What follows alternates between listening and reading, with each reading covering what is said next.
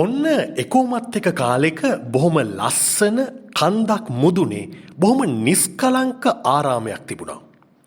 මේ සෙන් ආරාමේ බොහොම ප්‍රඥාවන්ත ගුරු හිමි නමක් වගේම තවත් ගෝල හිමිවරුන් කිහිප දෙනෙක්ම වැඩ වාසය කළා. ඔවුන් තමන්ගේ දවස ගෙව්වේ භාවනා කරමින්, අභ්‍යන්තර සාමය වඩමින්. මේ අයගේ ජීවිත බොහොම සංසුන් නිහඬ බවටයි පත් වෙලා තිබුණේ. මේ ආරාමයට මෑතකදී බොහොම ලස්සන තරුණ හිමි නමක් එකතු වුණා. ඔහු බොහොම අවංක උද්‍යෝගිමත්. හැබැයි ආධ්‍යාත්මික මාර්ගයට තවම අලුත් කෙනෙක්. අනෙක් භික්ෂුන් වහන්සේලා වගේම මේ තරුණ හිමි නමත් හැමදාම කන්ද පහළ තියෙන ගමට පිඬුසිඟා වඩින්න පුරුදු වුණා. එක දවසක් මේ තරුණ භික්ෂුව උදෙන්ම අවදි වෙලා පිඬුසිඟා වඩින්න ගමට ගියා. ගමට ගිහින් එක දොරකට තට්ටු කළා. බොහොම ලස්සන කාන්තාවක් තමයි මේ දොර විවෘත කළේ. ඇය ඊට ටික වෙලාවකට කලින් තමයි දියනාගෙන ඇවිත් තිබුණේ. ඇගේ තෙතබරිත කොණ්ඩය, මුහුණේ තියෙන දිදුලන ලස්සන ඒකට සාක්ෂියක් වුණා. මේ තරුණ භික්ෂුව මීට කලින් මෙහෙම ලස්සන කාන්තාවක් දැකලා තිබුණේ නැහැ. ඇගේ හිනාවත් එක්ක මේ තරුණ භික්ෂුවට ඇයගෙන් ඇස් ඉවතට ගන්න බැරි වුණා. ඇය ඊටාම කරුණාවන්තව hina වෙලා ගේ ඇතුළට ගිහින් දානයට සුදුසු කෑමක් අරගෙන ඇවිල්ලා බොහොම ගෞරවයෙන් මේ සෙන් භික්ෂුවට පූජා කළා. තරුණ භික්ෂුවත් ඇයට ස්තුති කරලා නැවත ආරාමයට වැඩම කළා. හැබැයි ඇගේ දිදුලන මුහුණ සහ රූපය මේ තරුණ භික්ෂුවගේ හිතේ තදින්ම රැඳුණා. පහුවදා උදෑසනත් මේ භික්ෂුව ඊටාම උනන්දුවෙන් අවදි වෙලා පිඬුසිඟා වඩින්න කන්ද පහළ ගමට ගියා. භික්ෂුන් වහන්සේලාට උගන්වලා තියෙන්නේ හැමදාම එකම පාරේ එකම නිවෙස් වලට වඩින්නේ නැතුව විවිධ නිවෙස් වලට වඩින්න කියලා. හැබැයි මේ භික්ෂුව හිතුවා මම අදත් අර ලස්සන කාන්තාව ඉන්න නිවසට යන්න ඕනි කියලා. ඊයේ වගේම මේ තරුණ භික්ෂුව දොරට තට්ටු කළාම අර ලස්සන කාන්තාව බොහොම සුන්දර හිනාවකින් දොර විවෘත කළා. ගෞරවයෙන් ආහාර පිළිගැන්නුවා. තරුණ භික්ෂුවත් ආහාර අරගෙන නැවත ආරාමයට වැඩම කළා. පහුවදාත් වෙනදට වඩා කලින් මේ තරුණ භික්ෂුව අර නිවසට වැඩම කළා. අර ලස්සන කාන්තාව දොර ළඟදී මේ තරුණ භික්ෂුව බොහොම ගෞරවයෙන් පිළි අරගෙන මෙන්න මෙහෙම කිව්වා.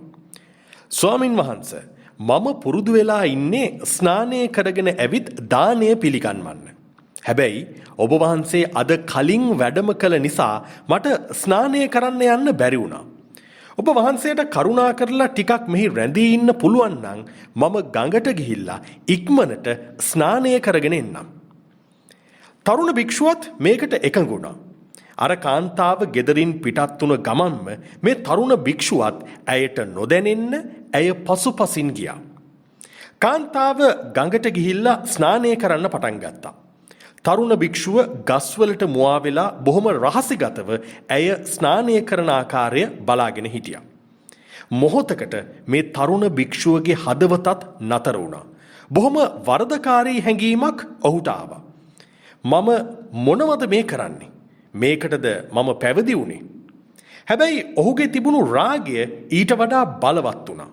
රාගය විසින් මනස පාලනය කරන්න පටන් ගත්තා. ඔහු ඇය දෙස ඊටාම ආකර්ශනීයව බලාගෙන හිටියා. ස්නානයෙන් පස්සේ මේ තරුණ කාන්තාව ආපහු නිවසට යන්න පිටත් වුණා. තරුණ භික්ෂුවත් ඊටාම වේගයෙන් කාන්තාවට කලින් නිවසට ගියා. ඊට පස්සේ ඇය එනතුරු බලන් සිටියාක් මෙන් එහි රැඳී සිටියා. ඇය මේ තරුණ භික්ෂුවට ඊටාම ගෞරවයෙන් ආහාර පිළිගැන්නුවා. ඇය දන්නේ නෑ මොකද වුණේ කියලා. ඒ දවසෙන් පස්සේ මේ තරුණ භික්ෂුව මුලින්ම ගියේ අර කාන්තාව ඉන්න ගෙදරට නෙමෙයි. ඇය නාන ගඟ ගාවට. රහසිගතව ඇය නාන විදිය බලන් ඉඳලා ඊට පස්සේ ගෙදරට වැඩම කළා. ඇයගෙන් දානය අරගෙන ආපසු ආරාමයට පැමිණියා. දැන් මේ තරුණ භික්ෂුව ආරාමේ කවුරුවත් එක්කවත් වැඩිය කතා කරන්නේ නැහැ.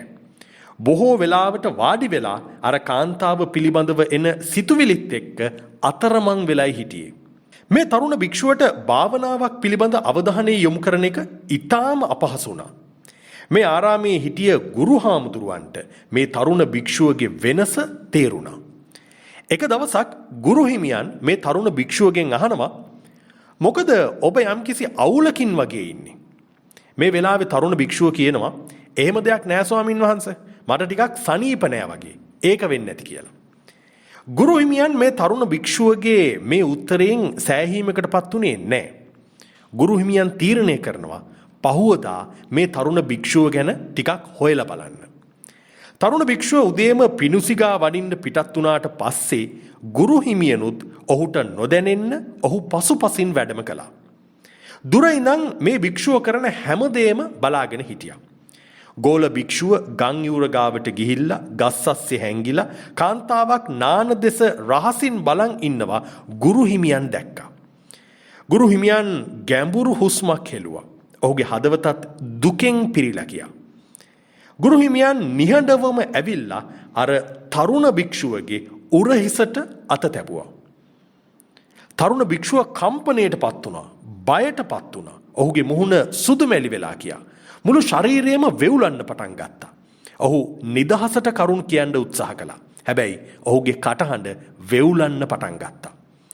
ගුරුවරයා කිසිම දෙයක් කියන්නේ නැතුව අර තරුණ භික්ෂුවගේ අත අල්ලගෙන කන්ද දිහාවට පිය නැගුවා. දිගු ඇවිදීමකින් පස්සේ ඔවුන් දෙදෙනාම ආවේ පල්වෙන මඩ සහිත පොකුණක් ගාවට. ගුරු හිමියන් තරුණ භික්ෂුවගේ අත මුදා හැරලා මෙන්න මෙහෙම කිව්වා. ඔබට මේ මඩවලෙන් එගොඩට ගිහිල්ලා ආපහු මෙගොඩට එන්න පුළුවන්ද? තරුණ භික්ෂුව තවමත් ඉන්නේ කම්පණයෙන්. හැබැයි ඔහු මේ වැඩේ කරන්න එකඟ වුණා. ඔහු තම සිවුර ගලවන්න පටන් ගත්තා. නමුත් ගුරුවරයා වහාම ඔහුව නැවැත්තුවා. ඇයි ඔබ සිවුර ගලවන්නේ? තරුණ භික්ෂුව කිව්වා, ගුරුතුමනි, මේ මඩ පොකුණ හරිම අපිරිසිදුයි. මම මේ සිවුරත් එක්ක ඒකෙන් ගියොත් මගේ සිවුරෙත් ජරාව ගෑවෙනවා. ගුරු හිමියන් ඊටාම සංසුන්ව hina වෙලා මෙන්න මෙහෙම කිව්වා. ඔබ ඔබේ සිවුර කිලිටි වෙන්න දෙන්න ලෑස්ති නැහැ. සිවුර කියන්නේ වටින දෙයක් නෙමෙයි. හැබැයි ඔබ මිල කරන්න බැරි මනස ඊටා පහසුවෙන් කිලිටි වෙන්න ඉඩ හැරියා. සිවුර නම් හොදලා ලේසියෙන් පිරිසිදු කරගන්න පුළුවන්. හැබැයි මනස අපිරිසිදු වුණොත් පිරිසිදු කරන එක ලේසි වෙන්නේ නැහැ.